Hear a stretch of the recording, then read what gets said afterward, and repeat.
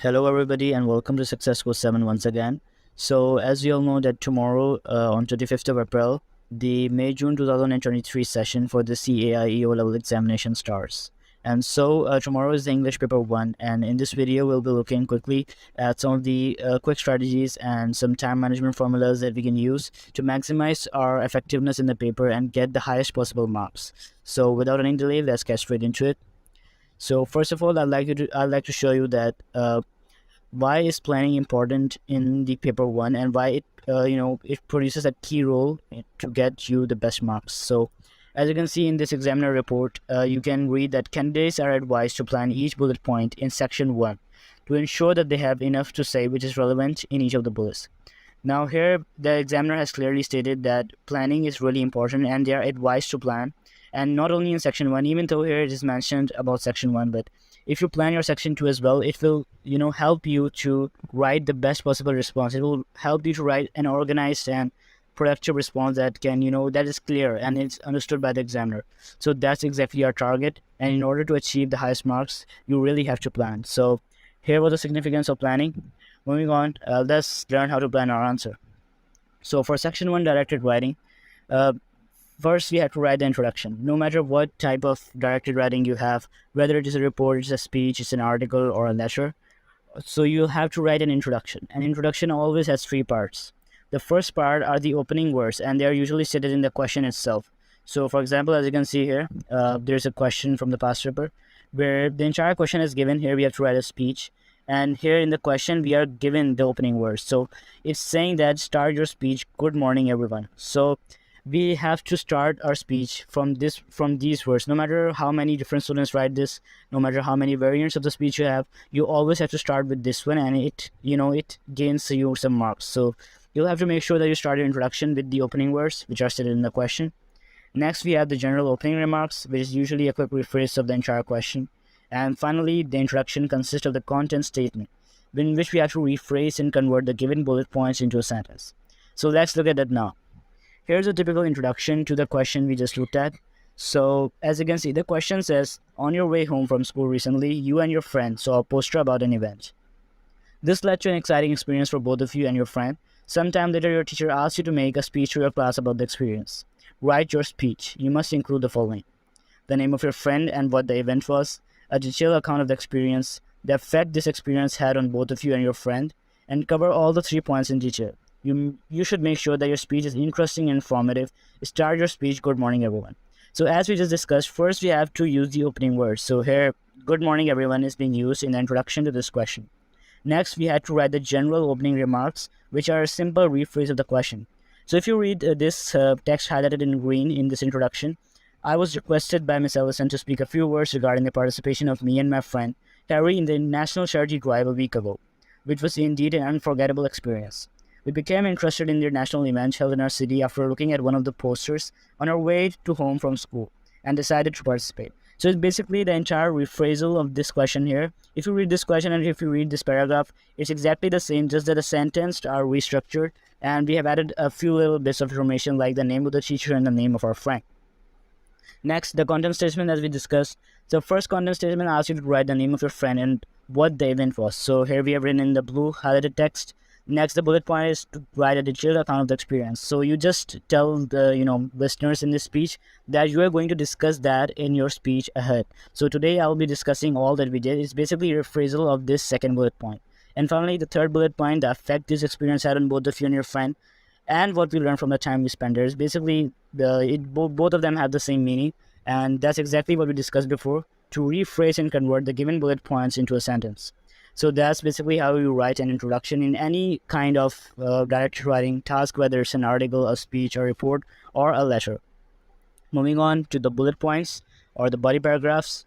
The first part of the body paragraph consists of a topic sentence, which is a quick rephrase of the bullet point itself, which we have also done before as the content statement. Second, we have the key point, and third, we have the explanation and example. So let's look at this again.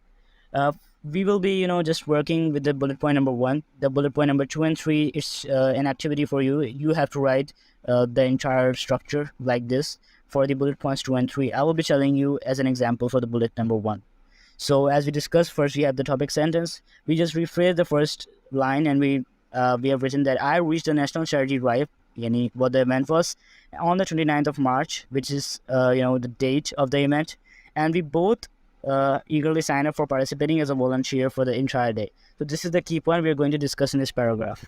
And yes, you can read the whole paragraph, organized by a well-known private welfare organization. And then we give an example of what we did, like it's an explanation of the organization and what this event was. So basically what we have done, we have taken this bullet point. We have first rephrased it, then we have mentioned a key point we are going to discuss, and then we have explained that key point. So that's how a body paragraph or a bullet point is structured. And for bullet points 2 and 3, we have to follow the same process, and we first have to rephrase the bullet point, we have to write a key point regarding that, and we have to explain it with an example if possible. So that was the structure of the bullet point. Finally, conclusion. A conclusion is simply a rephrase of the introduction. You just have to rephrase and restructure your sentences, what you wrote in the introduction, and you usually have to give an opinion or advice. Like, for example, in this question, if we have to give an opinion, we can say that the event was a good experience and we would like to participate in such an event once again. So that is an opinion or an advice. So moving forward, for section 2 composition, first we have the descriptive. Now not much people attempt this one, so we just have 5 paragraphs here. You can look to the question and divide your plan according to that. Looking at argumentative, we first have an introduction. So in introduction of the argumentative essay, we give some background information of the given argument. Then we have the body paragraph 1, where we give 3 reasons with explanation to support our argument. Whatever the question is, you just give 3 reasons to support that argument. And body paragraph 2, you give 3 reasons against your argument. So basically, you balance in body paragraph 1 and 2, you balance the entire argument by giving 3 reasons for it and 3 reasons against it. And in body paragraph 3, you just choose whatever side you want. You want to go against the argument or want to go with the argument. You just choose your side and you disprove the counter argument. Let's say, for example, you want to support the argument. So you first mention the 3 reasons to support your argument, and then you disprove these 3 reasons which are against the argument using the reasons you stated before. So it's basically like a debate, just you have to write it as an essay and you have to compare the reasons you have given. Finally, in the conclusion, you finally state your opinion on what side do you actually support and the solution if the argument involves a problem like climate change, etc. For the narrative essay, we have an introduction where we have the attention grabber or hook. Now, a typical attention grabber, we have given an example here, is Mason tiptoed along the forest, Alice a few steps behind. So this is basically an attention grabber, and it's actually when the reader begins to read this story, and when the reader reads this first sentence, it actually draws the reader, it attracts the reader to read the entire story.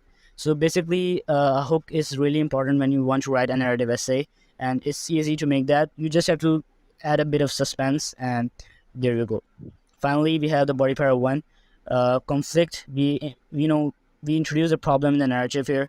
Like, for example, if you have to defuse a bomb in an action story, or if it's a journal story, you have to pass the exam. So that's the problem which we have to solve. In body paragraph 2, we have the climax, the turning point or unexpected event. It's important to add this one because it's the basic root of the narrative essay and any story, in fact, that you have to add a turning point and event that is unexpected by the reader. So let's say, for example, if you're defusing a bomb, you're caught by guards, so that's unexpected event. And if you want to pass the exam and the question paper is really difficult, so that's one of the problems or the turning points or unexpected events. Finally, in body paragraph 3, you give the resolution or you solve the problem. Let's say if we have the action example, once again, we have bomb is diffused, and if, for example, which our target is in the tomorrow's exam, we have passed an exam with an A star. So that's basically a resolution which we mentioned in body paragraph 3.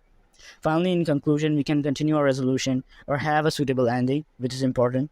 Let's say for the action story, we were giving an example of mission accomplished.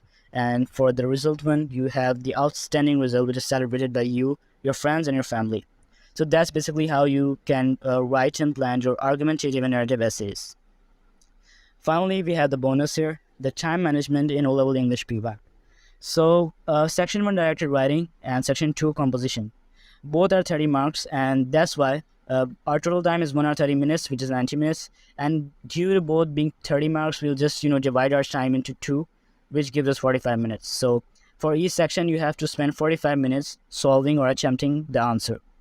So 45 minutes for both. You can use 5 minutes for planning both the sections, not more than that, because it can reduce your time to write it in the first place. So just spend 5 minutes planning the both sections, and then you can have 8 minutes for each paragraph. So there are 5 paragraphs, 8 5 is 40, and 40 plus 5 equals 45 minutes. That's how you spend 45 minutes in your paper for each section, for a total of 1 hour 30 minutes, which you can use to equally divide into each and every paragraph section. And basically this way your paper is organized. Every single paragraph has the same amount of content and information, and that actually examiner actually looks at that, and that's what gets you the best marks. If your entire answer is balanced, all the content points are covered in equal detail, and both the sections are attempted equally well, then that's what gains you marks. And that's our basic target, to achieve an A star and get the maximum marks in P1. So good luck for your examination tomorrow. I'll be remembering you all in my prayers. You remember me in your prayers, and good luck for your examination. See you in the next video for English P2.